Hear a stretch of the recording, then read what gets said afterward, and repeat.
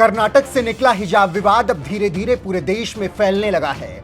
पश्चिम बंगाल में जहां स्कूल पर बम फेंके जा रहे हैं, तो वहीं यूपी में छात्र भगवा धारण कर स्कूल पहुंचने लगे हैं, जो बता रहा है कि ज्ञान का मंदिर स्कूल और कॉलेज किस कदर धर्म के प्रदर्शन का अखाड़ा बन गए हैं। बुर्का टोपी बैन करो, बैन करो, बैन करो। तुम हिजाब पहन कर आओगे, हम भगवा को लहराएंगे।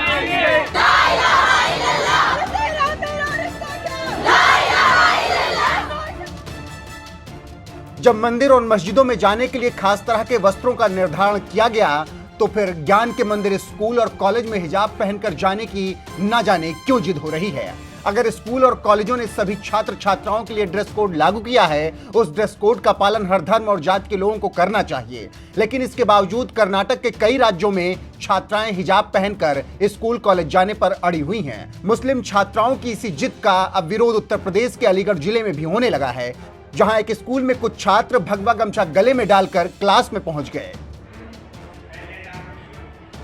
अलीगढ़ के धर्म समाज डिग्री कॉलेज में कई छात्र हिजाब के विरोध में भगवा और रुद्राक्ष धारण करने के साथ ही माथे पर तिलक लगाकर क्लास में पहुंचे।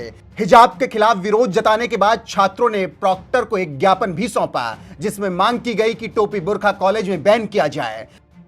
ये हमने हिजाब के ऊपर प्रतिबंध लगाने के लिए ज्ञापन माननीय डॉक्टर महोदय जी को सौंपा है। और विद्यालय जो है, विद्यालय एक शिक्षा का मंदिर है और इसे किसी भी जाति धर्म विषय से नहीं जोड़ा जाना चाहिए। जो लोग तालिबानी मानसिकता के लोग जो हिजाब का समर्थन करते हैं, जो इस महाविद्यालय के अंतर्गत उसके दो टुकड़े करवाना चाहते हैं, जो लोग कहते हैं कि हमारी बहन बेटियां क्या पहनेंगी इसका निर्णय हम करेंगे, तो उन लोगों को मैं खुली चेतावनी देना चाहता हूं कि यह देश शरीयत से नहीं संविधान से चलेगा। कुछ ही दिनों पहले अलीगढ़ मुस्लिम यूनिवर्सिटी में छात्राओं ने हिजाब के समर्थन में मार्च भी निकाला और इसी मार्च के दौरान नाराए तकबीर, अल्लाहू अकबर के धार्मिक नारे भी लगाए गए थे।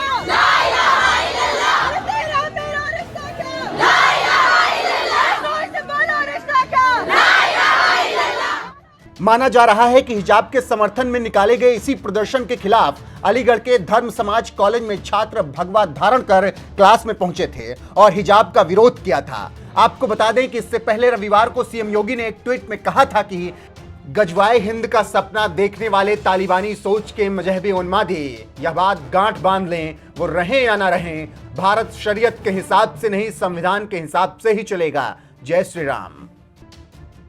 जबकि सोमवार को दूसरे चरण के मतदान के दौरान एक बार फिर अपनी बात दोहराते हुए सीएम योगी आदित्यनाथ ने कहा था, यह देश शरीयत से नहीं संविधान से चलेगा। आपका आज एक ट्वीट मैंने देखा अभी आने से पहले कि गजवाए हिंद का सपना देखने वाले तालिबानी सोच के मजहबी उन्मादी की गांठ लें कि वो भारत में शरिया नहीं चलेगा, संविधान चलेगा। ये आज ट्वीट करने का मतलब और इसका देखिए मतलब नहीं है ये, इसका मतलब है जो लोग सपना देख रहे हैं गजवाई हिंद का, मैं बहुत स्पष्टता के साथ कह सकता हूं, ये नया भारत है।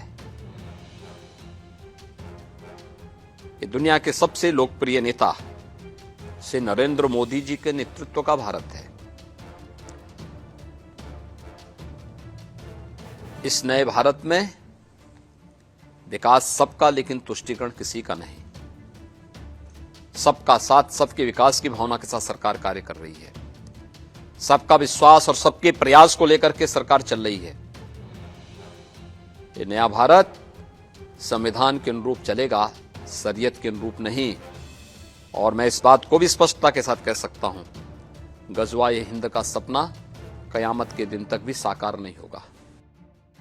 इसी इंटरव्यू में सीएम योगी ने हिजाब पर भी दो टूक जवाब दे दिया था। क्या मैं उत्तर प्रदेश के सभी कर्मचारियों को बोल सकता हूं कि आप भी भगवा धारण करें? मेरा तो बहुत स्पष्ट मानना है, भारत की व्यवस्था संविधान के अनुरूप चलनी चाहिए।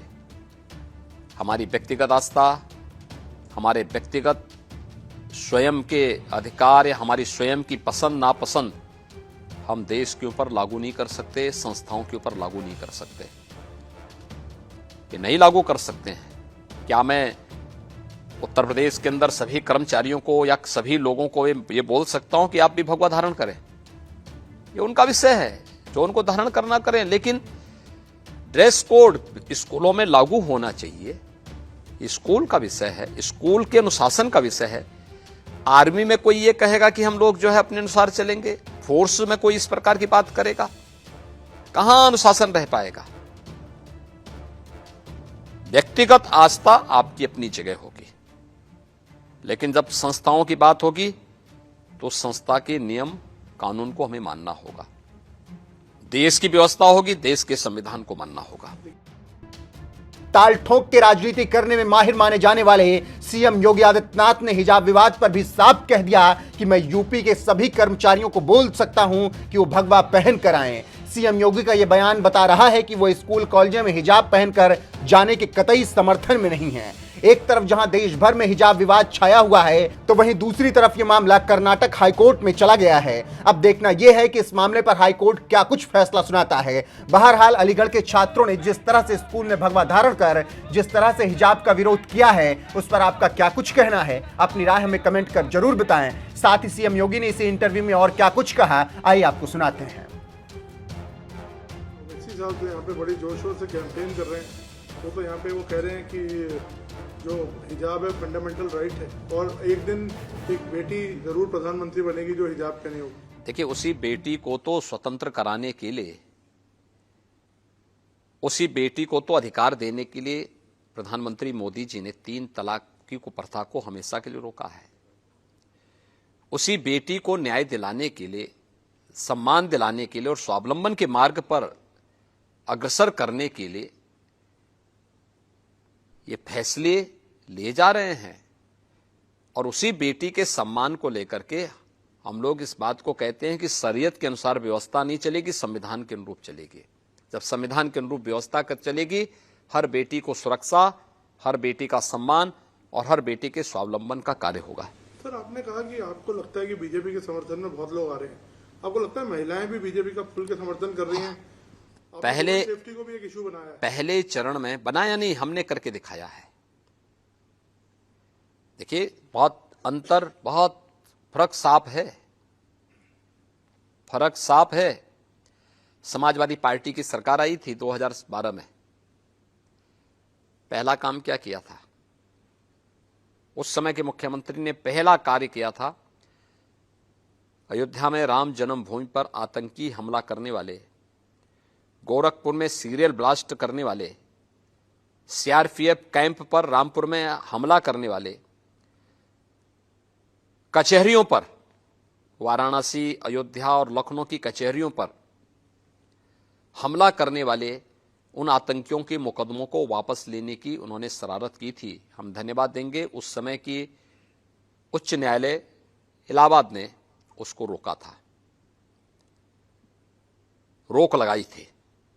और हमारी सरकार जब आई 2017 में, हमने एक दिन 3 फैसले किए। पहला, बेटियों की सुरक्षा के लिए एंटी रोमियो स्क्वाड का हर थाने में गठन होना। हमारी सरकार का उसी के साथ फैसला था 86 लाख किसानों का 36,000 करोड़ रुपए के कर्ज माफी का कार्यक्रम। हमारी सरकार का तीसरा फैसला था अवैध बूचड़खानों को बंद करना। ये 3 कार्य हमने एक दिन में निर्णय लेकर के पूरे प्रदेश के अंदर लागू किए थे। समाजवादी पार्टी की सोच क्या थी? तो ये फर्क साफ है। हम बेटियों की सुरक्षा को लेकर के एंटी रोमियो स्क्वाड से लेकर के आज मिशन शक्ति के 3rd फेज तक, यूपी पुलिस में 1947 से 2017 तक जितने महिला पुलिस कार्मिक थे, इन 5 वर्षों में उससे 3 गुना ज्यादा आज के दिन पे कार्यरत हैं। आज हम लोग प्रदेश के सभी 58,000 ग्राम पंचायतों में महिला बीट पुलिस अधिकारी की तैनाती कर चुके हैं।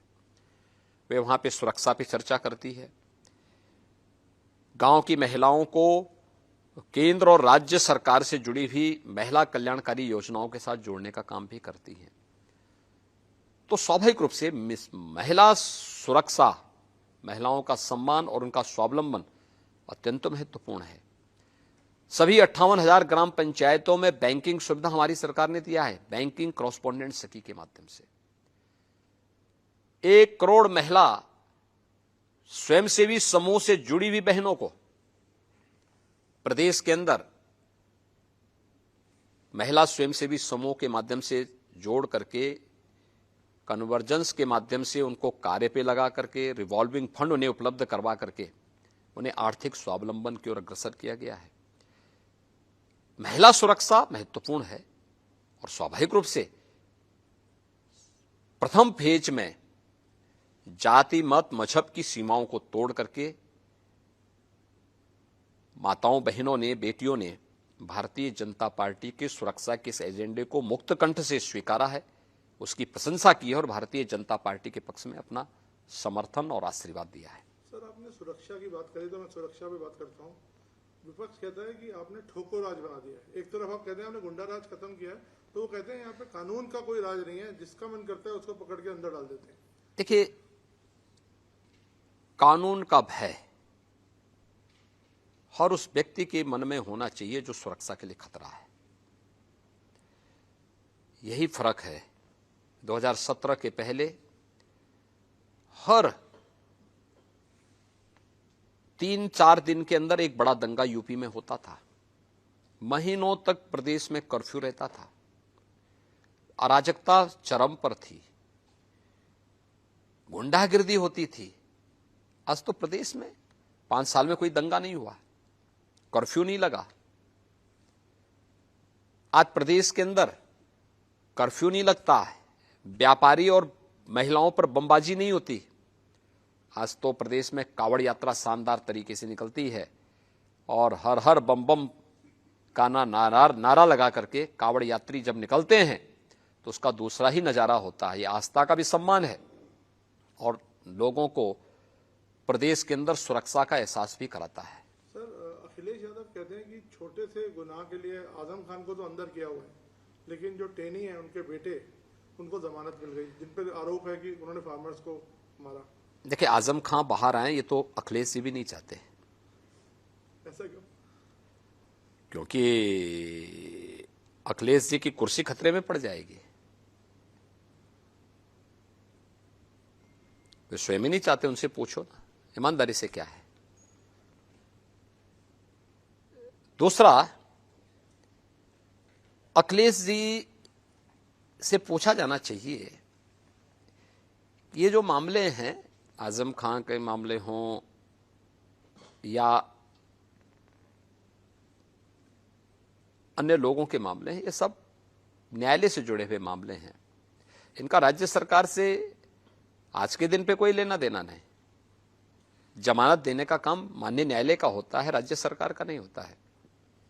राज्य सरकार से पूछा जाता है, राज्य सरकार उसका सही जवाब उनको दे देता है, जो सही तथ्य होते हैं उनके सामने अवगत कराता है। इसलिए उसको राज्य सरकार के साथ जोड़ना गलत है। तथ्यों को तोड़ मरोड़ करके प्रस्तुत करने वाली स्थिति है।